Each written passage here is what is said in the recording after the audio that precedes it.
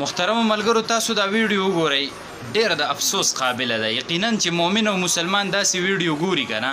دا غزړه ته په دې باندې ډېر زیات درد او تکلیف رسی ډېر د افسوس قابل ده دا ویډیو تاسو دی او دا ویډیو ګورئ چې کم حد ته خبره ورسېده به په یو څو ضروري خبرې تاسو سره کوم خو تاسو اول دا ویډیو ګورئ अल्लाह पाक ने फरमाया जो इस वीडियो को फॉलो करके कमेंट में अल्लाह लिखेगा उसकी मां जन्नत में जाएगी। دا الله خاطر کوي چې دی خلکو ته وای مړه دا کم حد ته خبره ورسېده یار د خپل فالوور او د خپل ویور سیوا کولو د پاره ښکاره تور په الله باندې دروغ وای ښکاره د الله په پیغمبر باندې دروغ وای ښکاره د الله په دین باندې دروغ وای مړه مسلمانه کم حد ته ورسېده هغه د اقبال د شعر مفهوم دی دا څنګه مسلمان دی چې يهودي ورته وکتل نو هغه ترنه وشرمېده یار یهودي نن ستا د عمل نه شرمېږي مړه دا کم حد ته خبره ورسېده د الله خاطر وکړه داسې ویډیوګانې جوړې داسې سیزونه جوړې هغه یو ګناه د خو ښکاره په الله باندې دروغ ویل دا خو د ایمان نه سړی خلاصوي یار ته دومره لکه د خپل فالوور او د ویور د پاره چې کم دی او د خپل ټیک ټاک اکاونټونو دغه د مخکې کولو د پاره ته به راضي او په الله باندې به کلی عام دروغ وی چې الله پاک وایي چې دا ویډیو چا شیر کړه د دې په کمنټ کې چا الله نوم ولیکو د هغه مور به جنت ته ځي اوس به هره مور بچي ته وایي چې شابه دا ویډیو شیر کو د دې په کمنټ کې الله ولیکو که دې ونه لیکو نو بیا خو ماته جنت نه میلاویږي مړه دا جنت د ټیک ټاک په ویډیوګانو کې دی دا جنت چې کوم دی نو دا په کمنټ کې په الله لیکلو کې دی دا الله نوم په دې زړه کې ولیکه په دې ځای کې ولیکه الله چې کوم حکمونه را لېږلي په هغې باندې عمل وکړه دغه مور چې کومه ده د هغې خدمت وکړه مور ته ووایي عبادت ته متوجه شه چې هغه مړه د هغې پسې نفلونه وکړه هغې پسې تلاوت او ذکر وکړه مړه د الله خاطر وکړه نو دومره خو مه باغي کېږه د الله نه زما په خیال دا کار مسلمان نه کوي جی غیر مسلم را لګي داسې ویډیوګانې جوړی او به زما مسلمان چې کم دی که پنجابی دی که پښتون دی نو د خپل اکاونټ د مخکې کولو دپاره لګیا دی داسې ویډیوګانې فالو کویم او دا لایک کویم او په دې کې په کمنټ کې ورته د الله نومونه هم لیکي او دا شیر کویم د الله خاطر وکړئ چې کم کس په دې ګناه کې مبتلا دی توبه فوري د دې نه وباسئ یار د الله عذاب له دعوت مه ورکوئ دا څه کوئ یار قسم دې د الله عذاب له دعوت ورکوي ګناه د ګناه خو په خپل ځای خدا خو سړی د ایمان نه وباسي یار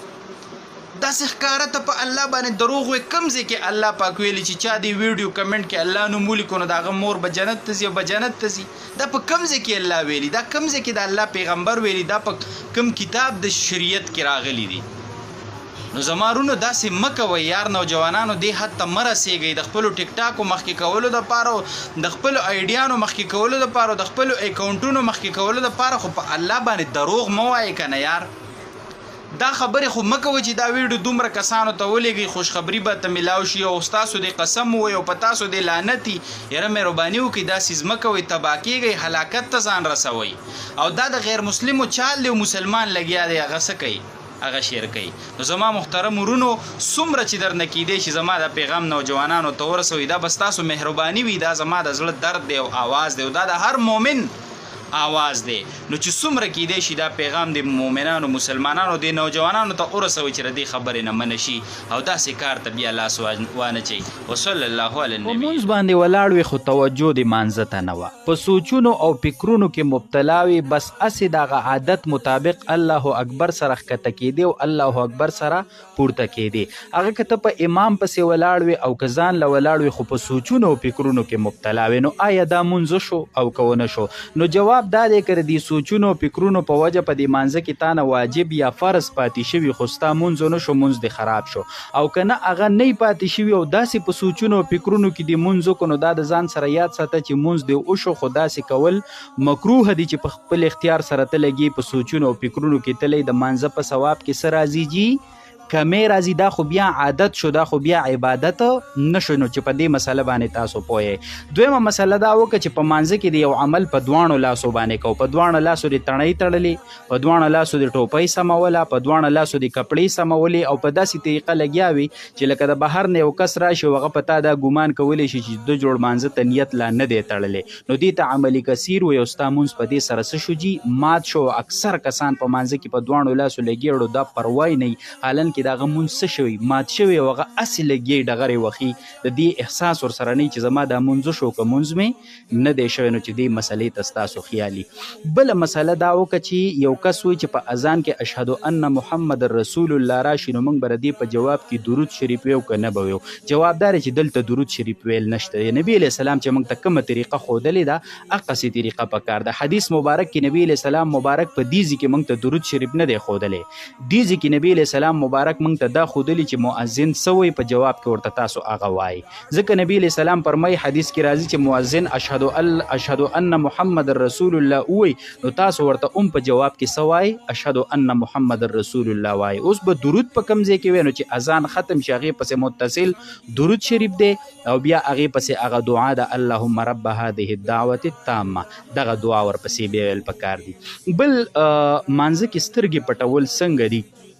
نو جواب دا دی که دا سترګې سړی د عذر د وجې نه پټي کړي خو بیا څه مسله نشته. سترګې خوږ دي یا سوځي صحیح شوله نو د دې د وجې نه خو څه مسله نشته. که دا سترګې سړی د دې دپاره پټي کړي چې د دې نه بغیر د توجه نه برابرېږي خشوع خضوع توجه دا د برابرولو دپاره د سترګې پټې کړې نو بیا هم خیر دی. او ورنه که هسې څوک سترګې پټوي که نه نو دې سره به مونځ څه ګرځي مونځ به مکروهه ګرځي چې په دې مسله باندې تاسو پوهیږئ. بله مسله دا وکړه چې په تیاره کې مونځ کول څنګه دي؟ نو جواب دا دی چې په تیاره کې مونځ کول څه دي بغیر د کراهت نه جایز دي. په رڼا کې کول بهتر دي. باقي د نبي علیه السلام نه په تیاره کې هم مونځ ثابت دی. نو دې وخت کې که څوک چې قبله پکې نه غلطېږي دغه مسله پکې نه وي که نه نو بالکل په تیاره کې هم مونځ کول جایز دي او په رڼا کې خو څه دي جي